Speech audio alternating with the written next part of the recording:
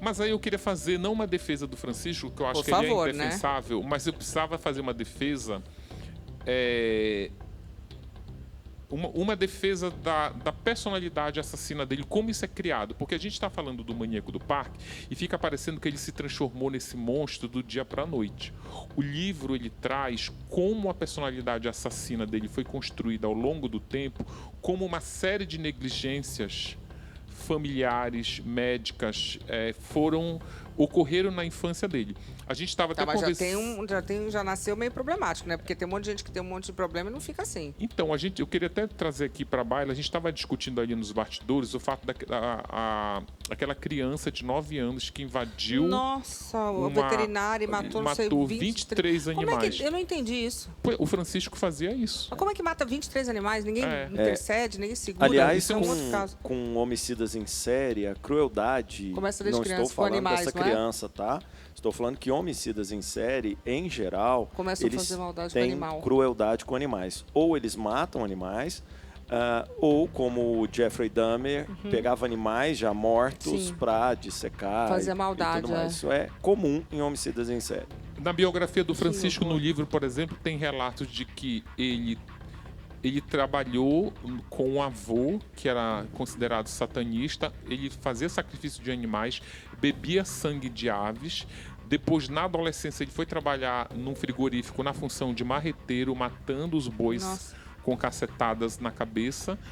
E fica muito claro... Tudo muito brutal.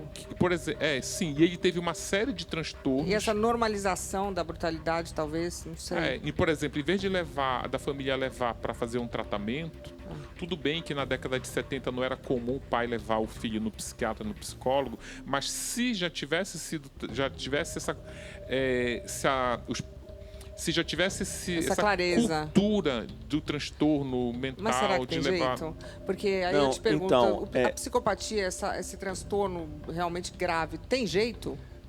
Ou só prendendo mesmo? É muito difícil o tratamento e só quero pontuar aqui para o pessoal de casa que nos assiste, que quando o Ulisses está falando isso, nós não estamos aqui justificando os atos. Os atos são injustificáveis. Claro, o que ele por fez. isso que ele está preso. O que nós estamos fazendo aqui é explicando que existem gatilhos que potencializam comportamentos violentos. Sim. O abuso infantil é um deles. Esse fato da onde ele trabalhou, de lidar com a morte, a palavra certa seria a naturalização da morte. Isso que eu falei. Para ele passou a ser natural. Isso não justifica, obviamente, as mortes. Não é todo mundo que trabalha lá que vai matar, mas Exato. ele que já tinha um perfil. Mas explica também a responsabilidade que nós temos enquanto sociedade de evitar abusos, violências, todas essas questões contra crianças e jovens. Isso começa cedo. Porque isso pode sim condicionar. Aqui no Maníaco está muito bem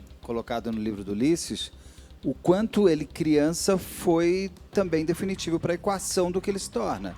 Porque ele foi abusado pela tia, pelo tio criança, e aquela cena que você descreve na escola, do bullying que ele sofria porque ele tinha uma limitação intelectual e todo mundo sacaneava com ele dentro da sala, ele fica tão nervoso, o maníaco, ele fica tão nervoso que ele se urina, e ele vira e ele vai direto numa menina, que era a CDF da sala, voa em cima dela e arranca. E ali que ele toma, não é? Ali que ele toma a primeira vez sangue? Sim. 7 anos de idade. Sim. Você vê que já não estava, que já tinha problemas. E depois do frigorífico, ele junto com um coleguinha dele, eles descobrem aqui em São Paulo, ele já era adulto, na verdade, tinha 21 anos, ele descobre aqui em São Paulo que tinha um descampado onde eram abandonados os cavalos, que na época tinha muito veículo de tração animal, aqueles cavalos puxando carroça na cidade. Quando esses cavalos não serviam para nada, eles eram largados num descampado.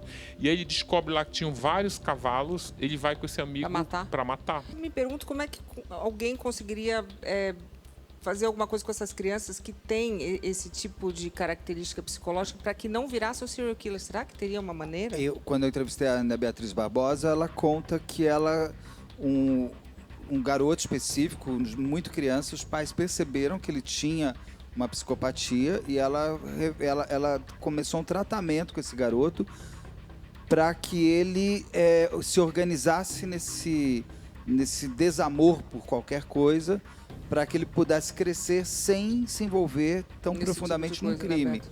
Ele está num tratamento com ela já há Então, alguns anos, ela cabe está aos pais conseguindo. também Mas não terem- tem tratamento, né? Mas os pais tendo essa, talvez, clareza e pegando cedo, talvez... Com Quer certeza. levar para um profissional, né? É. Por exemplo, essa criança que matou 23 Essa aí- animais, essa criança precisa de tratamento. Se o Essa pai e a mãe criança- falar Porque o- coisa de criança, não dá. Exatamente. Como coisa de criança, gente. Tem pai e mãe que vai então, justificar. Imagina, é bobagem. É coisa 23 de criança. animais. Mas, Mas tem Luciana, gente que justifica, né? Sabe o que eu noto ao longo da vida de entrevistar essas pessoas que cometem crimes?